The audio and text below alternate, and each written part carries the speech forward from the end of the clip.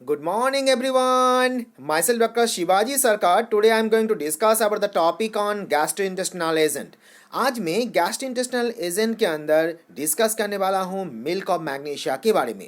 तो ये टॉपिक जानने से पहले, इस टॉपिक को समझने से पहले मैं सभी स्टूडेंट्स एंड सभी व्यूअर को मेरा चैनल डॉक्टर सरकार होम ट्यूशन में सभी को वेलकम करता हूँ। और उसके साथ ही साथ मैं सभी स्टूडेंट्स एंड व्यूअर को ये बोलना चाहता हूँ, जो भी स्टूडेंट्स एंड जो भी व्यूअर ने अभी तक मेरा चैनल को सब्सक्राइब नहीं किए वो प्लीज़ मेरा चैनल को सब्सक्राइब कर ले। और उसके साथ मैं सभी स्टूडेंट्स को ये भी बोलना चाहता हूँ, जब आज के लेक्चर को आप देखोगे, लेक्चर को प्लीज़ आप लास्ट तक देखना। लेक्चर देखने के बाद, वीडियो को देखने के बाद वीडियो को प्लीज़ लाइक कर देना और उसके साथ ही साथ वीडियो को प्लीज़ कमेंट भी कर देना।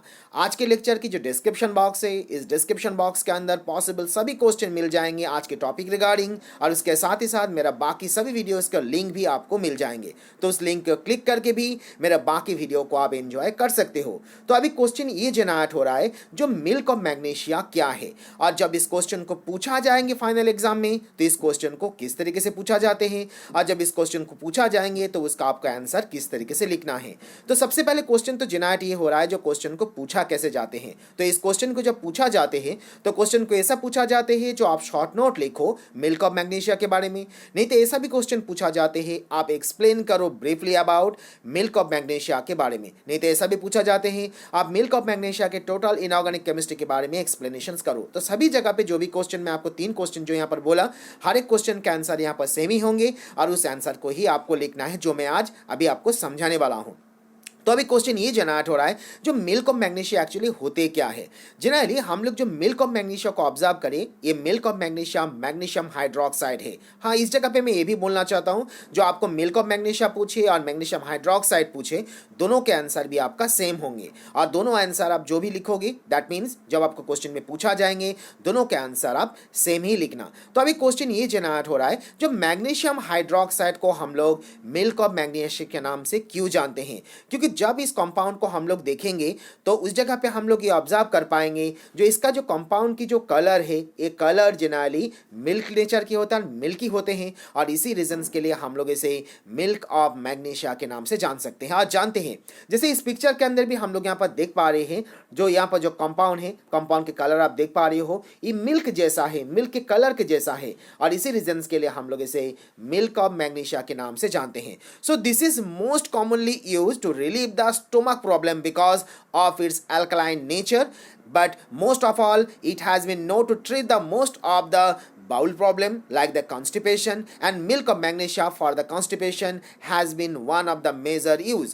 That means इस जगह पे मैं आपको ये समझाना चाह रहा हूँ, जिसे हम लोग ब्रॉडली और बहुत ज़्यादा तरीके से इस प्रोडक्ट को यूज़ क्यों किया जाते हैं, क्योंकि मिल्क ऑफ मैग्नीशिया के नेचर को आप ऑब्जर्व करोगे तो उस जगह पे हम लोग ये ऑब्जर्व करते हैं, जो ये कंपाउंड है, ये कंपाउंड एल्कलाइन होते हैं। मैंने पहले भी आपको समझाया था एल्कलाइन का मतलब क्या होते हैं। That means they are basic definitely, लेकिन ये पानी के अंदर फ्रीली सॉल्युबल हो जाते हैं, और इसी रीजंस के लिए हम लोग ऑब्जर्व कर पाते हैं, तो कंपाउंड और एल्कलाइन इन नेचर। तो जनरली जब भी कोई पेशेंट आपका एसिडिटी से सफ़र होंगे तो उसे आपको न्यूट्रल करना होगा, एसिड को डेफिनेटली। तो उस एसिड को न्यूट्रल करने के लिए आपको क्या चाहिए, आपको एल्कलाइन और बेस की जरूरत होते हैं, और मिल्क ऑफ मैग्नीशिया के पास एक कैपेसिटी होते हैं, और इसी रीजंस के लिए हम लोग इसे मेनली एंटासिड के हिसाब से इसे यूज़ करते हैं। और इस जगह पे आपको ये पॉइंट भी याद रखना, जो milk of magnesia for constipation has been one of the major use. So if you are going to be observe the milk of magnesia, so generally they are available in the form of the suspension. जैसे ये जो product है market में जो available होते हैं, और इस पिक्चर में भी आप देख पा रहे हो, ये सस्पेंशन के फॉर्म में अवेलेबल है।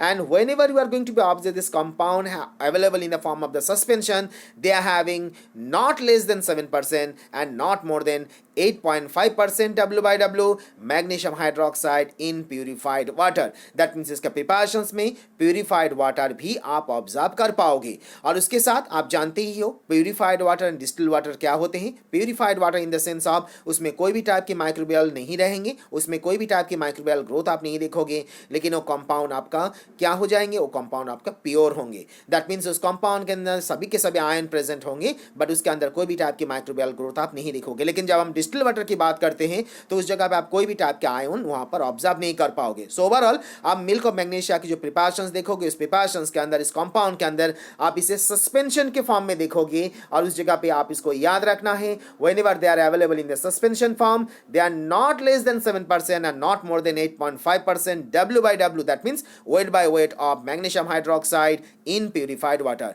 So it contain suitable preservative, क्योंकि preservative की इसीलिए जरूरत होती है क्योंकि कंपाउंड आपका डिग्रेड ना हो जाए, and it also called as an cream of magnesium hydroxide mixture. तो इस पॉइंट को भी आपको याद रख देना है। सो अभी क्वेश्चन ये जनरेट हो रहा है, जब हम लोग इस प्रोडक्ट को प्रिपेयर करें तो इस प्रोडक्ट को हम लोग किस तरीके से प्रिपेयर कर सकते हैं। So light magnesium oxide is the mix with the solution of the sodium hydroxide to get the smooth cream, and it is now diluted with the water and suspension is poured into the steam in a solution of magnesium sulfate, and after that we are going to be stir this compound continuously and the precipitation is allowed to settle. That means यहाँ पर जब आपका reactions होंगे और reactions होने के बाद आपको प्रेसिपिटेशन आएंगे और प्रेसिपिटेशन को आपको अलाउ होने देना है सेटल डाउन होने के लिए। Now the clear upper liquid is removed by the help of the decantation and the residue is transferred into the filter paper, and now the residue is washed with the help of the water until become free from the sulfate ion. क्योंकि इस जगह पे इस point को आपको याद रखना है, जैसे मैंने बोला जो प्रेसिपिटेशन आपका आ जाएंगे और प्रेसिपिटेशन आने के बाद उस प्रेसिपिटेशन को हमें कलेक्ट करना है और जब कलेक्ट करने के बाद उसको प्रॉपर्ली वॉश करना है। इस जगह पे आप याद रखना, इसको जब आप वॉशिंग करते हो, वॉशिंग करने के टाइम पे आपको सिंपल वाटर से इसको वॉश करना है, और इस जगह पे आपको ये भी याद रखना है हम लोग सिंपल वाटर से इसको वॉश क्यों करते हैं, क्योंकि जब आप रिएक्शंस करते हो उस रिएक्शंस के अंदर आपको सल्फेट आयन रह सकता है और इस सल्फेट आयन को, एक्सेसिव सल्फेट आयन को आपको रिमूव करने के लिए आप इसको प्रॉपर्ली वाटर से वॉश करते रहोगे। And this precipitation is mixed with the required water to get the suspension to get the sufficient quantity of the volume. So यहाँ पर आप रिएक्शंस भी देख पा रहे हो, जिस रिएक्शंस में हम लोग ये ऑब्जर्व कर पा रहे हैं जो मैग्नीशियम ऑक्साइड के साथ वाटर के रिएक्शंस किया गया है, और जब रिएक्शंस करेंगे तो उस जगह पे प्रोडक्ट जनरेट हो जाएंगे मैग्नीशियम हाइड्रोक्साइड, और उसके साथ ही साथ हम लोग ये भी ऑब्जर्व कर पा रहे हैं जो magnesium sulphate is react to the sodium hydroxide and they are going to be generate as an magnesium hydroxide and sodium sulphate. तो ये जो रिएक्शंस मैंने आपको देखा है, इस रिएक्शन से आप ये याद रख सकते हो, और आपको ये याद रखना है जो हम लोग जब मैग्नीशियम हाइड्रोक्साइड और मिल्क ऑफ मैग्नीशिया को जो हम लोग प्रिपेयर करते हैं तो उसको हम लोग किस तरीके से प्रिपेयर करते हैं। और जब आपको एग्जाम हॉल में पूछा जाएंगे इस क्वेश्चन को, तब उस जगह पे प्रिपरेशन जब आप लिखोगे, जैसे मैंने आपको एक्सप्लेनेशन किया, इसी तरीके से आपको एक्सप्लेनेशन करना है with the help of chemical reactions. तो अभी क्वेश्चन ये जनरेट हो रहा है, इसका कैरेक्टरिस्टिक्स को हम लोग देखें तो इसके अंदर कौन सी टाइप की कैरेक्टरिस्टिक्स देखोगे। जैसे अभी पिक्चर में आपने देखा ये जो प्रोडक्ट होते हैं ये प्रोडक्ट व्हाइट है एंड ये सस्पेंशन के फॉर्म में अवेलेबल होते हैं, that means they are white in nature and white in colour and uniform suspension which does not separate readily on standing. That means जैसे आप प्रॉपर्ली स्टैंडिंग पोजीशन पर रखते हो तो उस जगह पे प्रोडक्ट को और जो कंपाउंड है वो आपका क्या होंगे, वो सेपरेट नहीं हो पाएंगे जब उसको आप स्टैंडिंग पोजीशन पे रख देते हो। सो अभी इंपॉर्टेंट पॉइंट वो है जो हम लोग इस कंपाउंड को जब ऐसे करें, इस कंपाउंड को हमें ऐसे किस तरीके से करना है। एंड पर्टिकुलरली इस जगह पे स्टूडेंट्स को मैं ये भी याद करवाना चाहता हूं, ये जो मिल्क ऑफ मैग्नीशिया और मैग्नीशियम हाइड्रोक्साइड के जो हम लोग ऐसे करते हैं, ये ऐसे एक simple acid based neutralisation reaction से, एंड ये ऐसे को जब आप परफॉर्म करोगे तो आपको क्या करना है, सबसे पहले आपको सैंपल ले लेना है इक्वल क्वांटिटी पे, जितना एक्विड क्वांटिटी पे आपको सैंपल ले लेना है। सैंपल आप लेने के बाद उसको फ्लास्क के अंदर डाल दो। डालने के बाद उसमें आप क्या करोगे, उसके अंदर आप 25 ml of 1 normal sulphuric acid add करो और उसके बाद उसको आप टाइट्रेट करो against the 1 normal of sodium hydroxide, जहां पर आप मिथाइल रेट को यूज करोगे एज एन इंडिकेटर के हिसाब से। तो ये जो ऐसे मैंने आपको बोला, इस ऐसे को आपको अच्छे तरीके से याद रखना है, क्योंकि कभी कभार एग्जाम हॉल में ऐसा होते हैं जहां पर वो डायरेक्टली सिर्फ ऐसे के बारे में पूछते हैं। जैसे ऐसा पूछ सकता है आपको जो मिल्क ऑफ मैग्नीशिया और मैग्नीशियम हाइड्रोक्साइड के ऐसे क्या होते हैं, उसके बारे में आप एक्सप्लेनेशंस करो। तो जो मैंने एक्सप्लेनेशन आपको अभी किया, जो सैंपल पहले ले लेना है फ्लास्क के अंदर, उसके अंदर आपको 25 ml ऑफ 1 नॉर्मल आपका सल्फ्यूरिक एसिड ऐड कर देना है और उसके बाद आपको टाइट्रेशन करना है। किस तरीके से, उस जगह पे आपको टाइट्रेशन करना है with the help of 1 normal of sodium hydroxide, जहां पर आप मिथाइल रेड को यूज करोगे एज एन इंडिकेटर के हिसाब से। तो यहां पर हम लोगों ने देख लिया ऐसे को। अभी क्वेश्चन ये जनरेट हो रहा है जो इसको हम लोग यूज करें और इसको किस जगह पे हम लोग इसको यूज कर सकते हैं। जैसे मैंने पहले ही बोला, ये प्रोडक्ट सस्पेंशन के फॉर्म में आते हैं और ये प्रोडक्ट मिल्क नेचर की है, मिल्की कलर की है और इसीलिए हम लोग इसे मिल्क ऑफ मैग्नीशिया के हिसाब से यूज करते हैं। और ये प्रोडक्ट के अंदर अल्कलाइन नेचर होने के लिए इसे हम लोग एंटासिड के हिसाब से यूज करते हैं। And it product that product के लैक्सेटिव इफेक्ट भी बहुत ज्यादा है, क्योंकि जो पेशेंट के बॉडी के अंदर कॉन्स्टिपेशन की प्रॉब्लम है और उसके एसिडिसिटी की भी प्रॉब्लम है, तो उस जगह पे आप मिल्क ऑफ मैग्नीशिया उसके पास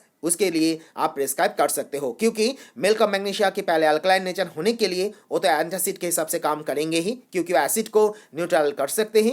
और आपके पेशेंट के बॉडी के अंदर कॉन्स्टिपेशन की प्रॉब्लम रहा तो कॉन्स्टिपेशन की प्रॉब्लम को भी मिल्क ऑफ मैग्नीशिया रिमूव कर सकता है, क्योंकि मिल्क ऑफ मैग्नीशिया के अंदर लैक्सेटिव प्रॉपर्टी होते हैं। और मिल्क ऑफ मैग्नीशिया और magnesium hydroxide is also use as an deodorant also, and milk of magnesia is useful against the ulcer, and particularly ये जो अल्सर होते हैं जिसको हम लोग कैंकर स्कोर बोलते हैं, जो पर्टिकुलरली आप देख पाओगे इस डायग्राम के अंदर। जैसे आप यहाँ पर देख पा रहे हो इस पेशेंट के मुंह के अंदर यहाँ पर अल्सर हो चुका है। जब ऐसे अल्सर जनरेट होते हैं तो ऐसे अल्सर को आपको ट्रीटमेंट करने के लिए, ऐसे हम लोग कैंकर स्कोर बोलते हैं, ऐसे अल्सर को ट्रीटमेंट करने के लिए आप मिल्क ऑफ मैग्नीशिया को यूज कर सकते हो। And milk of magnesia is a solid for the medical use in the form of the chewing tablet. They are available in the capsule. They are also available in a liquid dosage form. और मैंने अभी बोला so they are very well known antacid, और हम लोग इसके बहुत ही ज़्यादा माइल्ड एंटासिड के अंदर और मॉडरेट एंटासिड के हिसाब से हम लोग आज मेडिकल साइंस के अंदर इसे यूज करते हैं। तो आज हम लोगों ने देख लिया जो मिल्क ऑफ मैग्नीशिया और मैग्नीशियम हाइड्रोक्साइड के बारे में, और यहाँ पर हम लोगों ने ये भी ऑब्जर्व कर लिया जो मैग्नीशियम हाइड्रोक्साइड और मिल्क ऑफ मैग्नीशिया के अंदर कौन से इनऑर्गेनिक कैरेक्टरिस्टिक्स होते हैं। तो आज के लेक्चर में इतना ही है। नेक्स्ट लेक्चर में हम लोग और भी नया कुछ कंपाउंड के बारे में जानेंगे। हम लोग नेक्स्ट लेक्चर के अंदर आपको डिस्कस करने वाले हैं सोडियम बाइकार्बोनेट के बारे में, जहां पर हम लोग देखेंगे सोडियम बाइकार्बोनेट की टोटल इनऑर्गेनिक केमिस्ट्री के ऊपर और इनऑर्गेनिक केमिस्ट्री के बारे में। So thank you each and every students, each and every viewer for your support, for your love and for your valuable comment. Thank you everyone.